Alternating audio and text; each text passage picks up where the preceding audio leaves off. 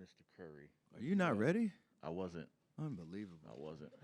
I'm not used to you getting here this fast. Thank you. You're right. That's a good point.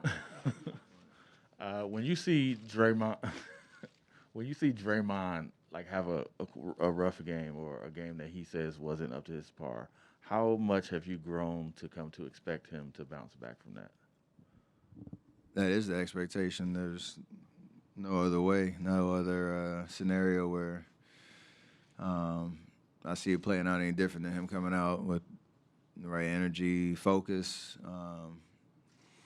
just making his impact, felt on the court. I know he takes all that stuff personally in terms of his standard and what he knows he can do out there on the floor. So when he doesn't meet that, he's usually pretty honest and accountable to himself first and foremost, to the team, and then you go out and hoop. So we all go through that at some point. And you don't win championships and be the team that we are if you don't have that, in your DNA at some point. So we got to go out and prove it, Draymond included. Question on the left.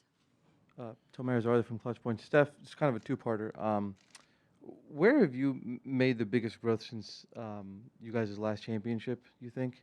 And after a loss, do you even get to a point where you're down about it, or are you at a point where you're able to just move on and there's so much left going on? I mean, if you're not down about it and you're not in your feelings, then that's a problem because then it doesn't matter. You have to feel it. How much it lingers, that's the test of, to Marcus' question, just how do you bounce back? Like you go home after the game, you're probably thinking about every play that happened, what you could have done differently. Was a defensive rotation, a shot that would have went in, a decision you make, whatever it is, those things kind of, circle in your head, and you probably lose a little bit of sleep that first night. Then you come back the next day and realize you have an opportunity to protect your home court again on Sunday, and just keep things moving and get yourselves back into the series. So the locker room after the game one was rough. Like we all know the opportunity that we let slip in terms of that fourth quarter, but it doesn't kill your confidence that you can't come out Sunday and win that game. And that's what we're going to do. So not much has changed from from 18 or any of those finals appearances, and really in terms of me personally, how I've evolved, it's just continue to try to play at a high level, understand the game, understand the things that can happen in the playoff series and in the finals, and adjust accordingly as you go through it. Monty in the middle. Steph, after going through the video of the game, what are the things you saw, and what's your reaction to what you saw? And do you think you played with enough defensive, force over the course of the game? There were spurts, not over the whole course of the game. They're a great team. They have a lot of different weapons, a lot of threats. Guys had some amazing nights shooting the basketball. So you understand some of the mistakes we made, they took advantage of it. We could have made the same mistakes. They could have missed some shots, and we might be having a different conversation. But the way it played out, I think early in the game there were some defensive breakdowns and some lack of physicality that gave, some of their guys some confidence, and then that carried over through the rest of the game. And in the fourth quarter, you could just feel the momentum just, shifting dramatically, and the avalanche started. So we have to come out with a sense of desperation, first quarter, and really cement ourselves in terms of what we're trying to do. Play with the same joy, the same aggressiveness that we always do, but have to sustain it over 48. And it's crazy saying that. That's what it should be like in the finals, with two great teams going at it. Tim? Tim Reynolds, Associated Press. Steph, you guys have had that crazy streak. I think it's like 26 consecutive series with a road win.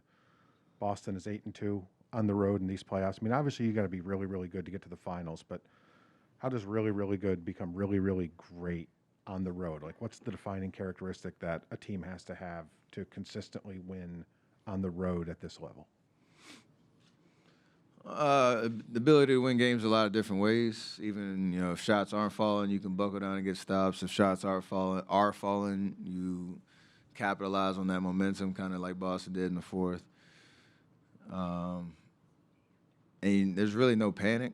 I think our experience, we've been down big on the road and come back.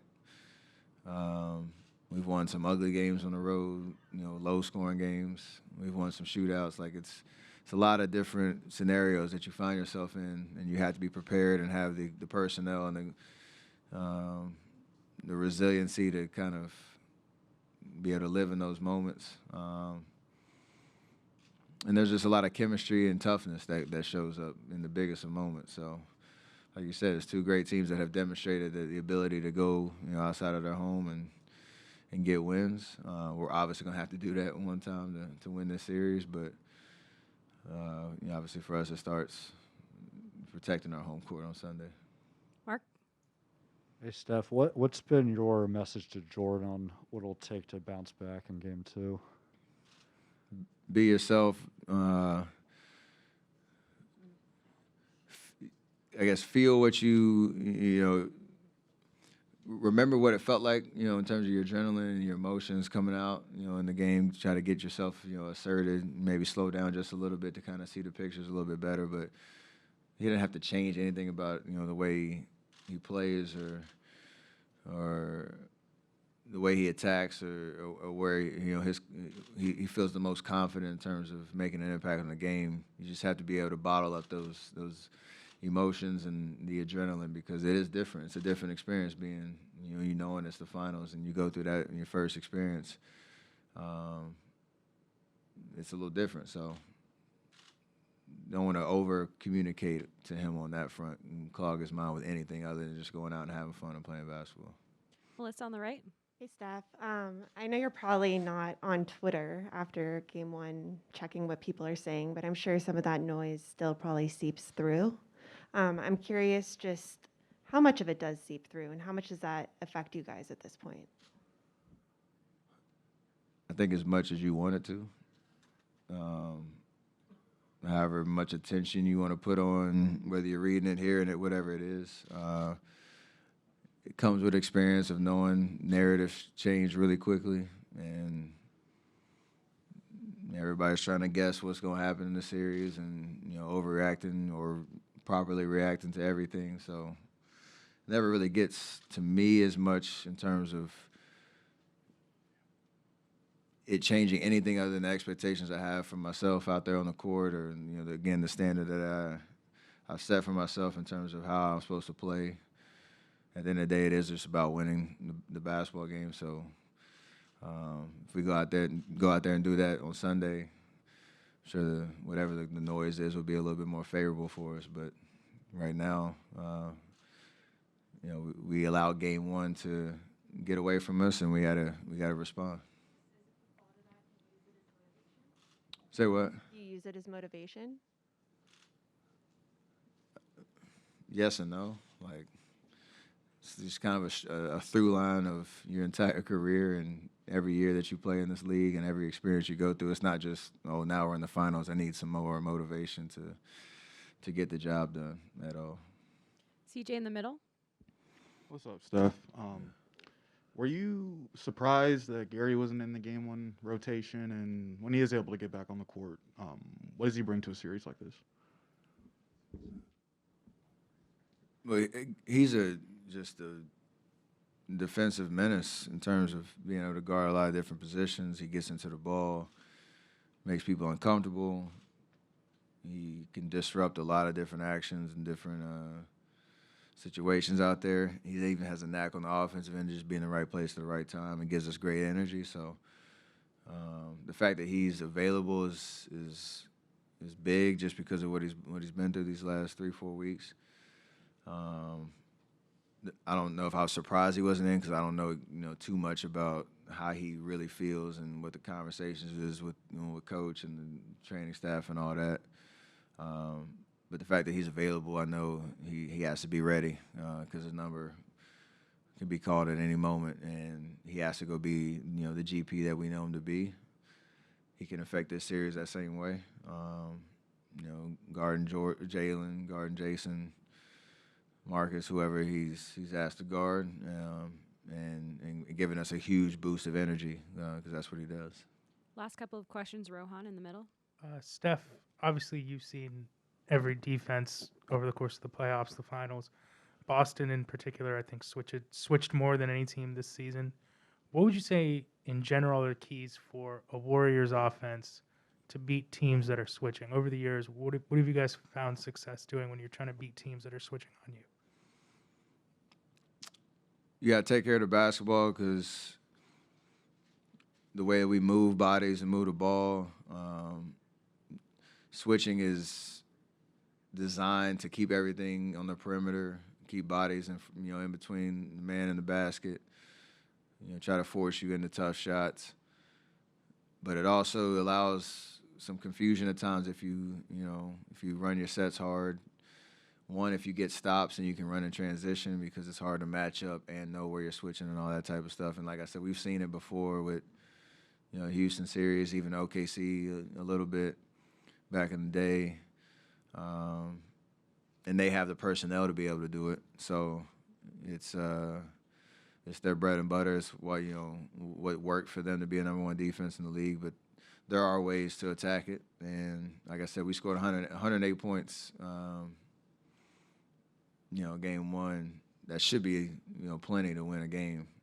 We have to get stops ourselves on the other end to allow our offense to do what it does. Last question, Ohm on the right. Steph, Ohm Young with ESPN. The other day you said that you felt that this group is resilient. This is the first time, though, that this particular team has been down 0-1. What other moments in this postseason gives you that confidence of why they're resilient? And what did you see and feel from the team in the last 48 hours or even this morning? I think you look at how we responded in Game 5 to Game 6 in the Memphis series, Game 4 to 5 in Dallas series, even moments throughout the regular season where things were starting to get away from us a little bit at times, and kind of have come to Jesus moment, how we need to play right, how we gonna flip the script and get things right back on the right track, and we usually responded pretty well. And it's a collective effort of a focus on the defensive end first and foremost, and just an understanding of how we all work together to create good shots on the offensive end. You said it's the first time we've been down 0-1. It's the first time for a lot of things with this particular group, and we're here in the finals for a reason because we figured it out along the way. And if we want to get back in the series, we got to figure it out again. Come to Jesus moment? Absolutely.